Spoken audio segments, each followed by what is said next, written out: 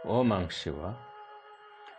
प्रवचन ज्ञान झुट हो भाग 1, प्रवचन नंबर 4। प्रस्तुति किराँत धर्मसङ्घ नेपाल।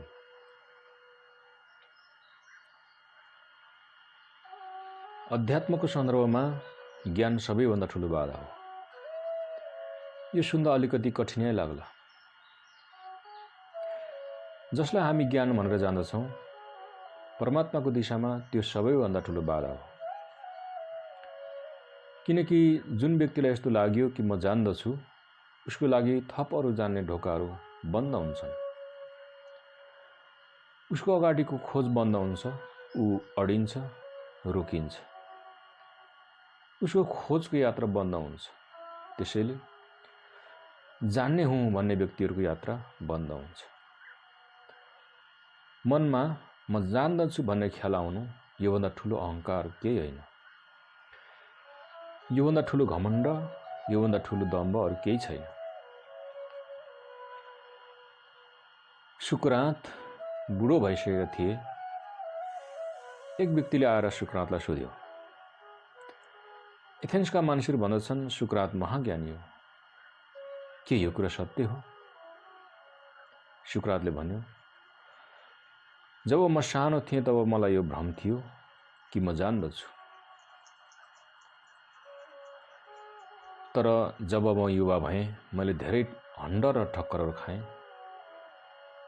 तब मलाई लाग्यो कि म कति थोरै मात्र जान्दछु। र पनि मलाई यो लागि नै रह्यो कि म केही न केही त जान्दछु। तर म अरू बुढो भएँ।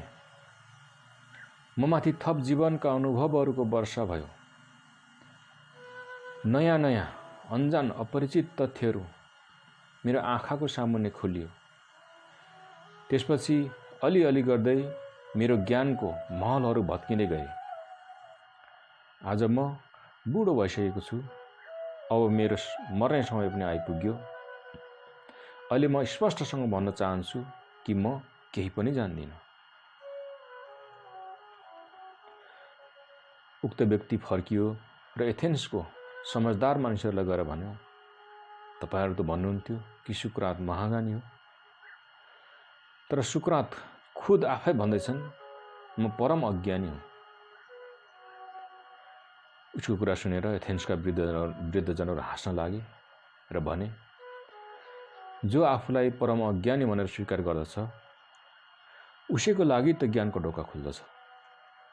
यसैले हामी भन्दछौँ सुकरात परम ज्ञानी हो।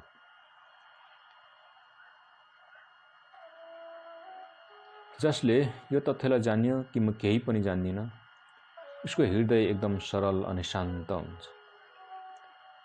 उसको हृदयको सारा जटिलता एकदम विलीन हुन्छ। उसको अहङ्कार शून्य हुन्छ।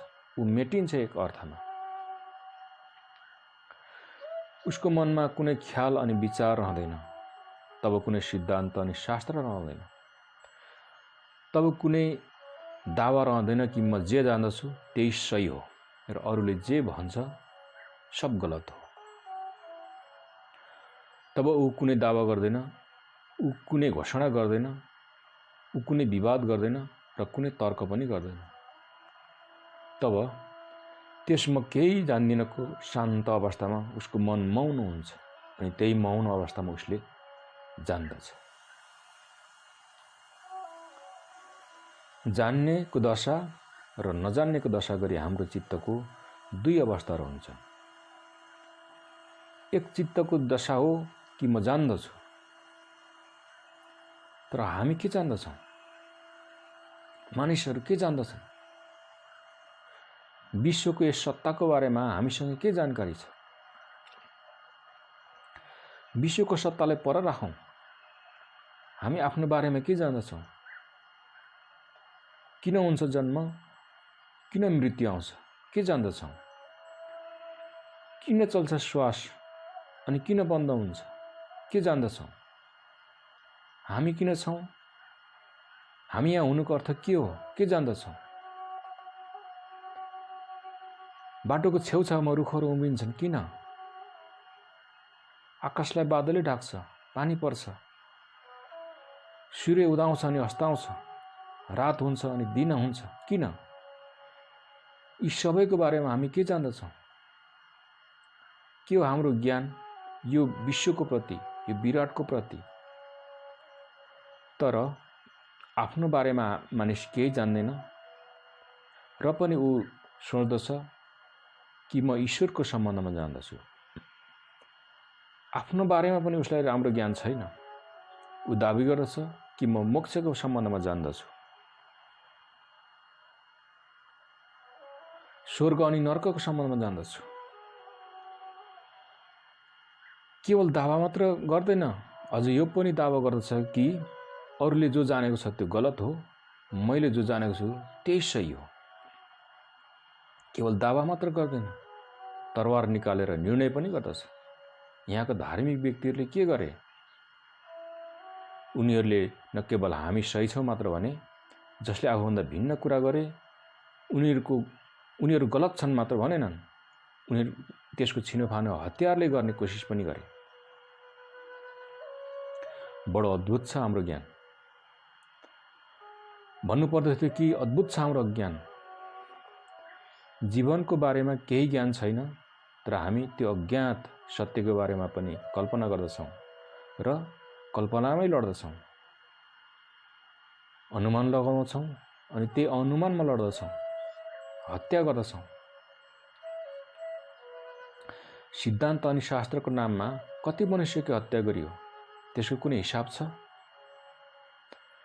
धर्मको नाममा कति रगतहरू बग्यो, केही गन्ती छ?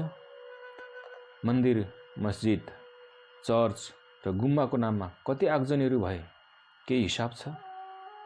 कसले गर्यो यो? यो त्यही जान्नेवाला मानिसहरू जसलाई भ्रम छ कि म जान्दछु, जसलाई यो लागेको छ कि जुन मैले जानेको छु त्यो सत्य हो। खुद आफ्नो प्राणको बारेमा कुनै थाहा छैन, तर हामी टाढाको सत्यको बारेमा निर्णायक बन्दछौँ। जबसम्म यो जान्नेको भ्रम छुट्ने छैन, तबसम्म जान्नेको ढोका खुल्ने छैन। ज्ञानको ढोका केवल उसैको लागि खुल्दछ जो ज्ञानको ढोकाको अगाडि नजान्ने भएर उभिन्छ र भन्दछ कि म त केही पनि जान्दिनँ, मलाई त केही पनि थाहा छैन, मलाई त जीवनको क ख ग घ पनि थाहा छैन, म त निपट नजान्नेवाला हुँ।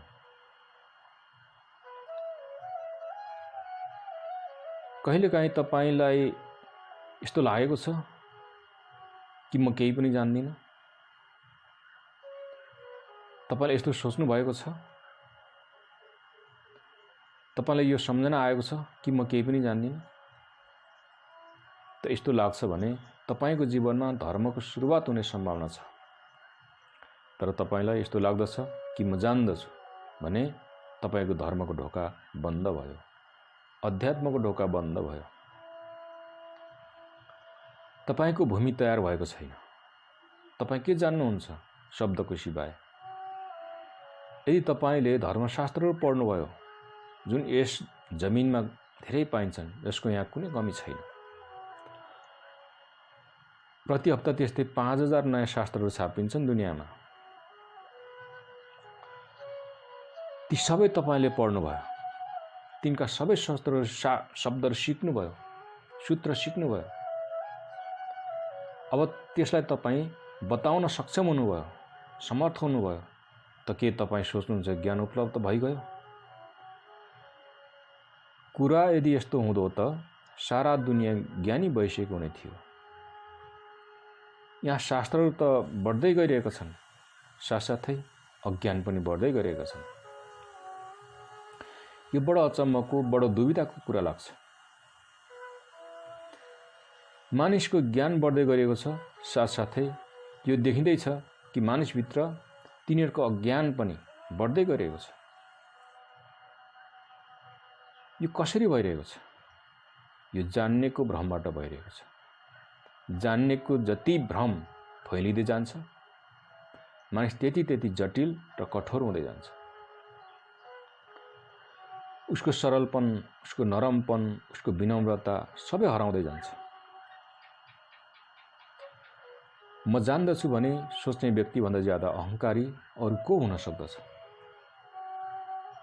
जब यस्तो लाग्छ कि म जान्दछु, उसको अहङ्कारको कुनै अन्त छैन।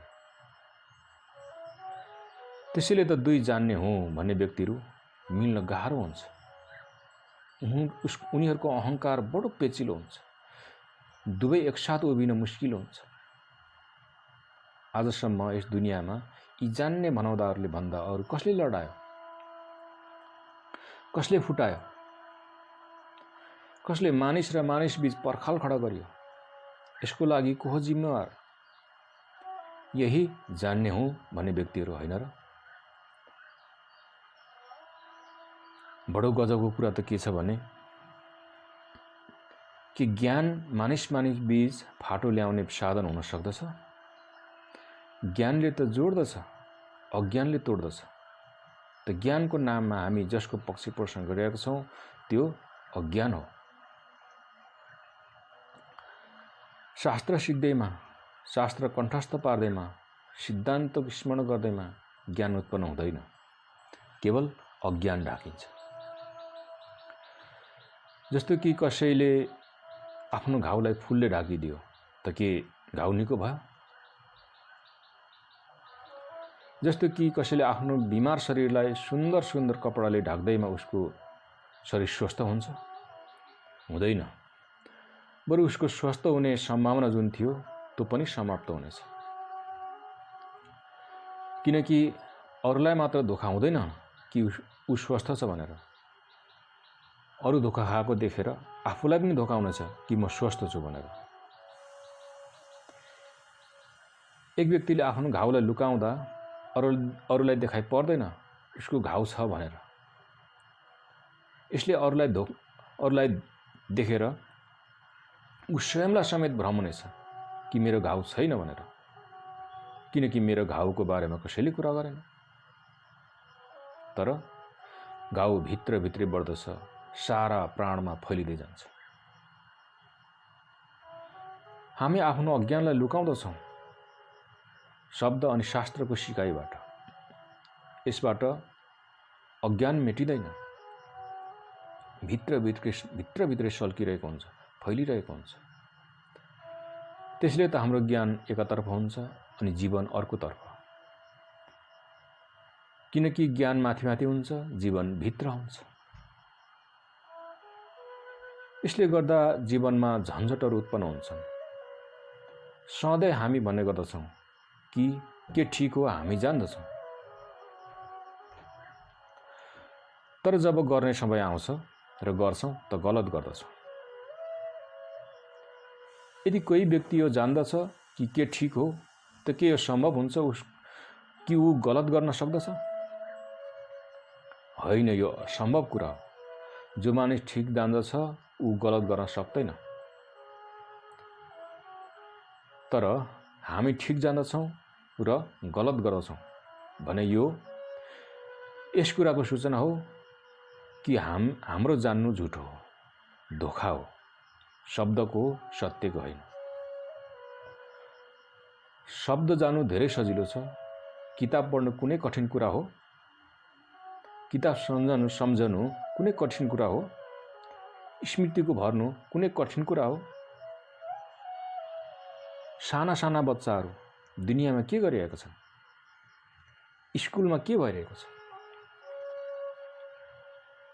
कुराहरू सिकाइरहेको छ।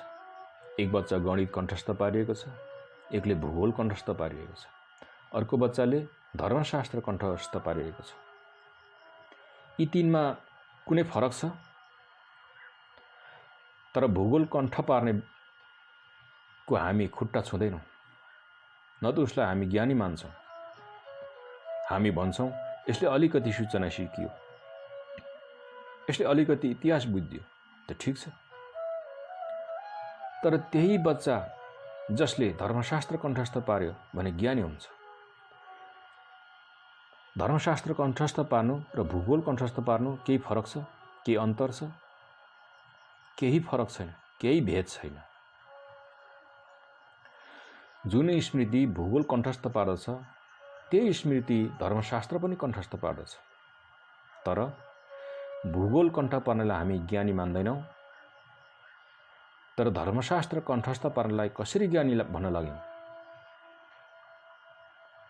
भूगोल पनि एक किताब हो अनि धर्मशास्त्र पनि, चाहे त्यो मुन्नुम होस् वा बाइबल, कुरान होस् वा गीता। किताब पढ्नाले ज्ञान उपलब्ध हुँदैन, केवल स्मृति परिपक्व हुन्छ। स्मृतिमा केही नयाँ कुरा पस्दछ। स्मृति बिल्कुल यान्त्रिक हो, मेकानिकल हो। त्यसमा जेसुकै हाल, मुन्नुम हाल कि बाइबल, कुरान हाल कि गीता, जे हाले पनि रेकर्ड हुन्छ। स्मृति ज्ञान होइन। स्मृति त केवल सङ्ग्रहको यन्त्र हो।